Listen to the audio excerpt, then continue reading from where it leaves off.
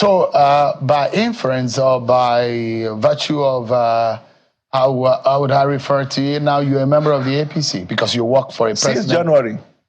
Since January. So, I mean, how does that work? Because this is you who said the human brain is unique and miraculous.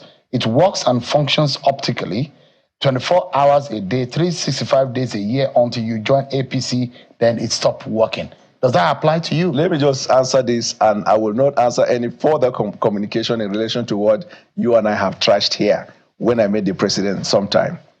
It's just that in Nigeria, we have sometimes, but since it is not a journalist that say, I won't say lazy journalism, but you see, I have said it, this quote, I have never said it like that.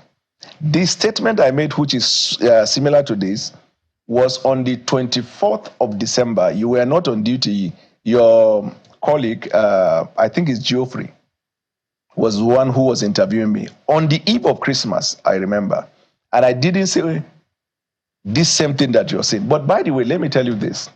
A lot of people don't know politics, and they don't know how politics is being played. When you are for the opposition, what are you supposed to do? To oppose, isn't it? To oppose. If you have the training and discipline where you get engaged in debate, for example, where you say debate for and against. So what we know, and from my discipline of law, is you emphasize your strength and de-emphasize the strength of the other person. You allow him to state his case. And all of these references that people were making were activities that played out when I was in the PDP. It is understandable. The reason why I said I will not talk further on that is because when I met the president in January, you were the first person to interview me after I had met him. It was the hottest interview we've ever had. First of all of the years I know you in interview, you hardly interview and make reference and play out something. But that day, it was like Larry King interviewing somebody. And after that, I went to other TV stations and ensured that, because I don't run away from interview. Now, imagine they take talk. Now, I go take answer. I've gone to all the places and answered the question. Now, so the president has given us privilege, and there are so much that the president, imagine the visit of the Prime Minister of India, a lot of solid issues to talk about. People are not looking at that. You're looking at Bwala. He said this before against the president. Now, let's assume that it is malaria. Is it not the president that should take the medicine? Why are you taking the medicine for him?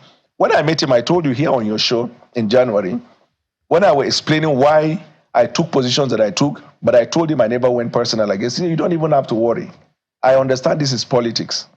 The only thing the president then was worried was that when I left, I didn't meet with him before leaving. That's the only thing, not what I said. And he told me something. He said, if you look around me now, most of the people that I would meet today were once against me, and even very deep against me. But in life, my mother, this is his word, my mother taught me that if a king is going to be fighting with people, you will now become a lonely king without people. And so I have learned that in life, and I don't hold it against me. So you are 100% loyal to the president? 100%. Well, you were formerly, you said that you were 100% loyal to Atiku. When I was with Atiku, I was 100. So that, I'm like a pit bull, right? When you are committed to someone, you give 100. So I cannot say when I was working for Atiku, I was 90% for Atiku and 10% for Asiwaju. But then what it means that I can't be trusted by both Atiku and Asiwaju. Bwala Tinubu, the president. But your loyalty shifted as soon as your perception of things shifted. As soon as the president took one. No, even when he won, I was in PDP actually, up to the judgment of the Supreme Court. So that question of who won, who didn't won was settled. The next thing that everybody was confronted with after that time was governance. And if you recall, I want to refresh your memory, on the 1st, I think, of January, the president gave a speech. And in that speech, he called on all Nigerians from all divide to come together and let us build on governance. So when I got the privilege of being invited by the president to meet him, which many people have sought for and never had, and I count it as a privilege of a lifetime. He's a father, I've been with him before. And he said, I want you to join this idea of governance and the rest. I saw it as a rare opportunity, and I grabbed it with joy. And from then, I gave him my 100% commitment. And Sheun, you have been around from that January when I made that decision for the president till today. Was there any moment in which I was quiet, silent, redundant? It has always been 100. That's my life.